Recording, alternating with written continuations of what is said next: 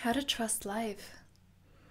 How do we surrender? How do we love? How do we allow ourselves to feel good, to experience the fullness of life? How do we stop the self-sabotaging? Stop holding ourselves back. Stop creating obstacles towards that which we want. How to trust life. Let's dive right in.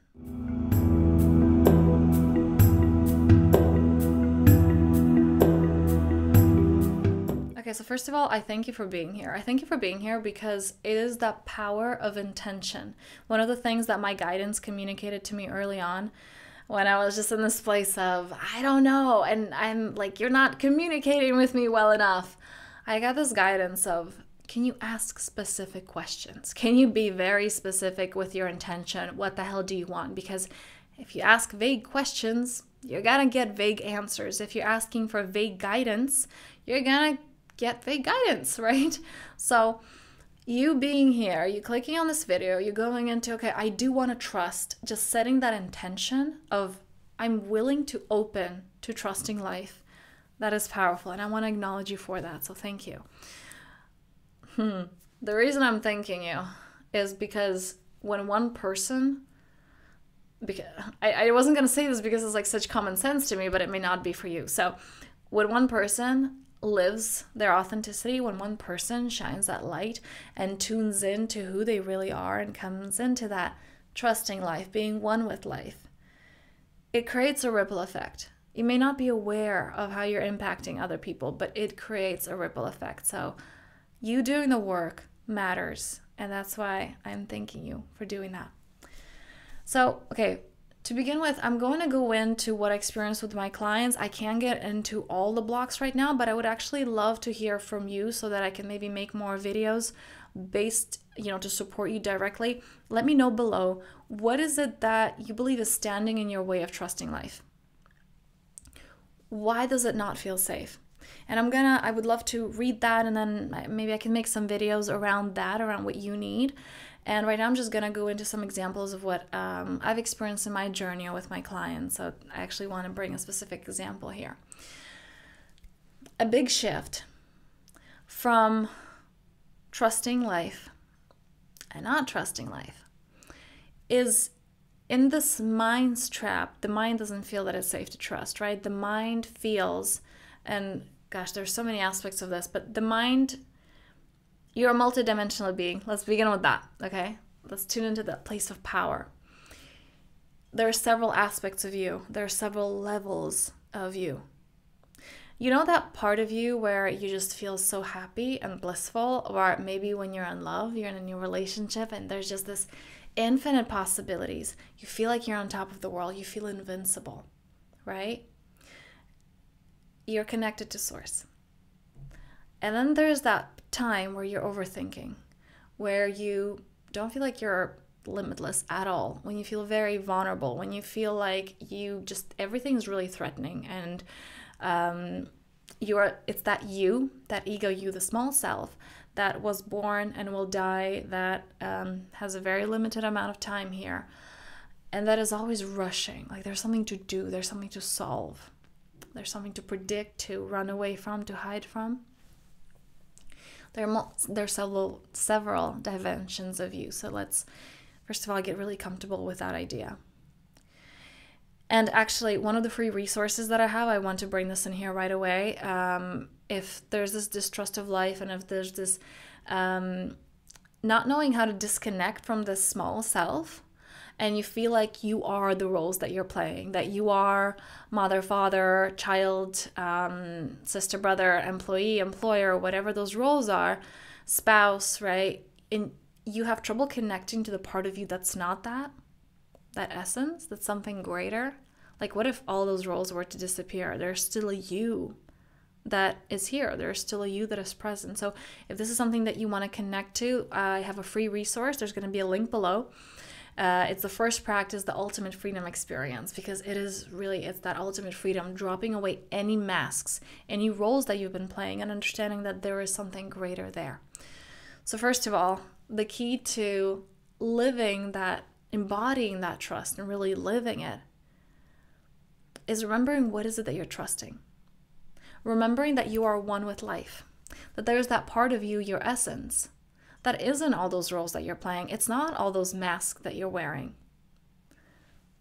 But there is life itself within you.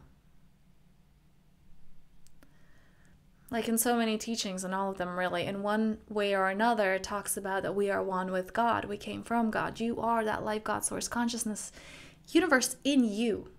All right? So that is number one, just remembering that essence. The next step in trusting life is getting really clear on what is it that you're afraid of. And this is something that takes going into the darkness, this is shadow work. It's those parts of us that we're too scared to address. And the reason that we're scared is because your mind, your ego, will make it sound so terrifying. Like you don't want to go in there, right? It's like, when you were little and your parents would scare you, they're like, well, you have to behave or else, I don't know, the boogeyman will come, or the monster in your closet or something, or like Santa's not going to give you any gifts. Or actually, well, here in Europe, there is not just Santa who brings, it's like the good spirit of Christmas. There's also the evil spirit that he takes away the bad kids.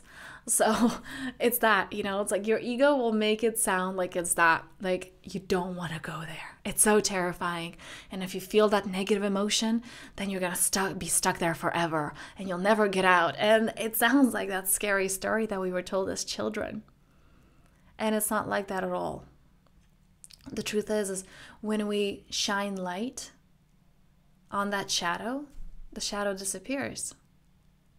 When we bring things to awareness, it's gone. There are no fears. So asking yourself, what is it that I'm really afraid of? And most people are so scared they're afraid of going into that question. They're afraid of just that potential of that fear, not really knowing what it is. And the thing with that is either you own it or it owns you. I remember asking myself that question. Rather being so afraid, and that's when I was going through that depression. And then I heard that line of you either own it or it owns you. And that's when I decided to go right at it, because I didn't want to be owned by my fear. I didn't want to be a puppet to my subconscious patterns, to something that may or may not be real. I didn't want to be afraid of some potential, and I was willing to go straight at it so that I can have my freedom. So really asking yourself, what is it that I'm afraid of? Why is it not safe to trust? What am I afraid of happening?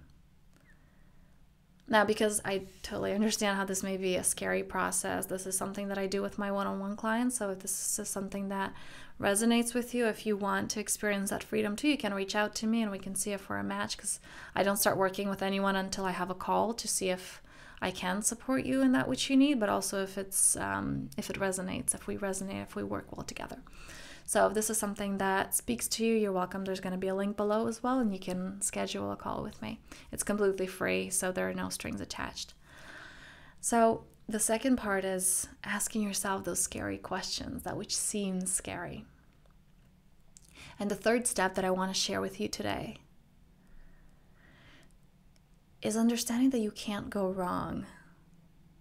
Now, this knowing really comes from that first thing that I told you. When you connect to that essence, to that God, life, source, consciousness, universe within you, there's just that feeling of being held and supported, and there are no questions because all answers appear simultaneously with the question.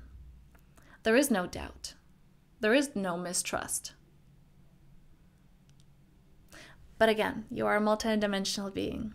So there is a part of you that you get to love, not to reject this part of you. You get to love this part of you because it's cranky and fun to navigate. And it's like, Snow White and the Seven Dwarfs. They're like, Grumpy's always part of the bunch, but he's fun, like it's just like, oh yeah, that one, This is the same. Like you have that ego, you have that part of you that's never happy, that's always looking for, how am I not enough? How are things not safe? And you get to play with that part and you get to love it in all its grumpiness.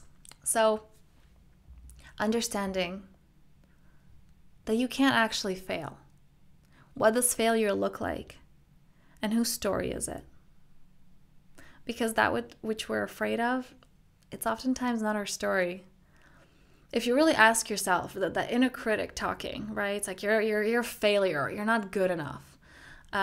You always do this. You know, you're a complete piece of crap. Whose voice is that? The voice of the inner critic doesn't come from nowhere. You weren't born with that. You were born in that I'm amazing. Here I am, and the world now has to love me. This voice of the inner critic came from parents, siblings, early caregivers. Whose voice is that? And understanding that it's not valid anymore. So really asking yourself, what does that failure look like, right? Because we often go into, well, I can't trust because I'll be abandoned, or it will mean this, or it will mean that. Whose voice is that? Because it's not coming from you. So identifying who is that person that still has power over you. And this is absolutely not an invitation to confront them. This is absolutely not an invitation to go, or maybe somebody that passed away. This is not we're not doing this from a place of blame. We're doing this from a place of personal responsibility. My inner critic took on the story. My mind keeps replaying that tape over and over again. I am the one holding myself back because of the story that I have accepted. And this is not to blame yourself either. So on this note, I hope this was useful to you. Let me know below, what did you take out of this? What did you hear me say? What was your aha from that which I shared? And again, let me know, what is it that specifically is for you that you feel like is holding you back from trusting life, from surrendering life, and I will address that in the upcoming videos. I thank you for being here. I thank you for watching, and I'm wishing you a powerful day.